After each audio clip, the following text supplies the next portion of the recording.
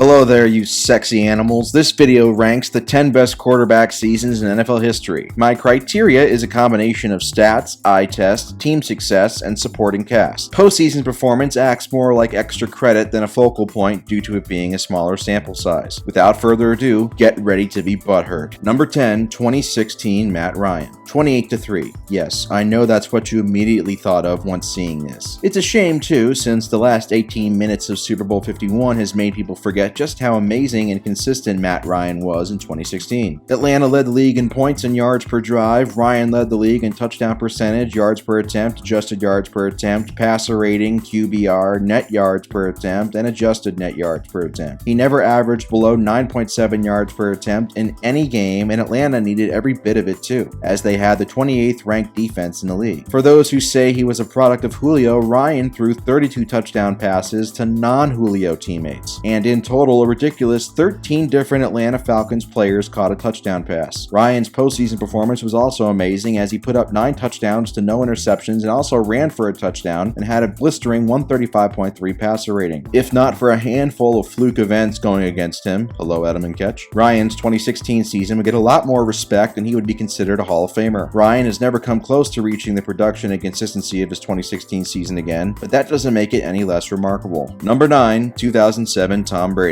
Tom Brady's 2007 season can be divided into 2 parts. The first 10 games where he threw 38 touchdowns and 4 interceptions with an insane 134 rating, while New England looked like the best team in the history of organized sports. And the last 9 games where his efficiency and performance dipped considerably to the tune of 18 touchdowns and 7 interceptions for a 94.3 rating, while New England was lucky to win a handful of games. Everybody knows how the season ended in a historic upset loss to the New York Giants in Super Bowl 42, where Brady played lackluster, but many people also forget how poorly Brady played a few weeks prior in the AFC Championship game against San Diego, throwing 3 interceptions against a team starting a quarterback with a torn ACL. I've made my opinion on Brady very clear many times. I don't find his style of play to be impressive, and he benefits more from things out of his control than any other quarterback ever. He's the most overrated player in sports history, but I can't leave his 2007 season off this list due to the sheer volume of production and how dominant that 2007 Pats team was, for the first 18 games at least. Number 8, 1989 Joe Montana. Montana had the best postseason of any quarterback ever in 1989, throwing 11 touchdowns, no interceptions for a 146.4 rating and a ridiculous 12.14 adjusted net yards per attempt. The 49ers won every playoff game by at least 27 points, including their infamous 45-point Super Bowl win over Denver, in which Montana threw 5 touchdowns and won his 3rd Super Bowl MVP. So why is Montana this low despite all of that? Well, for several reasons. His efficiency stats were excellent, but his counting stats don't quite stack up to others on this list. He threw just 26 touchdowns and 8 interceptions. This is due to the fact that he missed 3 games in which his team went 3-0 in and won by an average of almost 14 points a game. Basically, Montana was great, but the 89 49ers are probably the most well-constructed team ever, and Steve Young could have done just as well in his place, as evidenced by his performance when Montana was out. In layman's terms, Montana was a system quarterback who didn't have to carry his team like some other quarterbacks on this list, and I dock him points for that. Number 7, 1999 Kurt Warner. You know Warner's story by now. He went from stocking shelves to winning NFL MVP and Super Bowl MVP in his first season as a starter. He did so after only getting the starting job because Trent Green went down in the preseason with a torn ACL. Warner wasn't a physical marvel or a great talent like a RODGERS or MAHOMES, but he played with an aggressive mindset that was fun to watch. And he certainly had plenty of support with Hall of Famers Marshall Faulk, Isaac Bruce, and Orlando Pace around him, as well as Torrey Holt, who should make the Hall of Fame someday. Warner beautifully orchestrated the greatest show on turf, leading the NFL in completion percentage, touchdowns, touchdown percentage, yards per attempt, adjusted yards per attempt, passer rating, net yards per attempt, and adjusted net yards per attempt. St. Louis led the league in points and yards per drive as well. In the playoffs, Warner and the offense shit all over the Vikings with 49 points in the divisional round, but they were actually saved in the conference championship by their defense in a much-forgotten 11-6 win over Tampa. Even then, though, Warner threw a clutch go-ahead 30-yard touchdown with 5 minutes left. In Super Bowl 34, Warner threw for over 400 yards and 2 touchdowns, including a game-winning 73-yard touchdown pass to Isaac Bruce in the last 2 minutes. Like Montana, I dock Warner for being in an incredible situation, but he was still a legitimately great quarterback, as he would later prove with Arizona. Number 6, 2018 Patrick Mahomes. Mahomes technically wasn't a rookie in 2018, but his 2018 season still counts as the greatest debut season in NFL history. 5,100 yards passing, 50 touchdown passes, and the leader of one of the best offenses ever. The 2018 Chiefs played 18 18 games and scored at least 26 points in all of them, one of the most remarkable stats I've ever seen. Like Montana and Warner, Mahomes gets docked a few points for being in a great situation offensively, but unlike those two, his arm talent is ridiculous and his defense was absolutely atrocious. They finished 28th in points allowed per drive and needed all of Mahomes' talent to finish 12-4 and earn the 1 seed. In truth, the only person who really stopped Mahomes in 2018 was his own teammate, Dee Ford, whose historic gaffe on a terrible Brady interception late in the fourth quarter of the 2018 AFC Championship game prevented KC from going to the Super Bowl. I wouldn't be shocked if in 10 years Mahomes has a few more seasons on lists like this. Number 5, 1994 Steve Young. Like the last several quarterbacks on my list, Young was in a great situation offensively, but even so, it's insane how many categories he led the NFL in 1994. Completion percentage, touchdown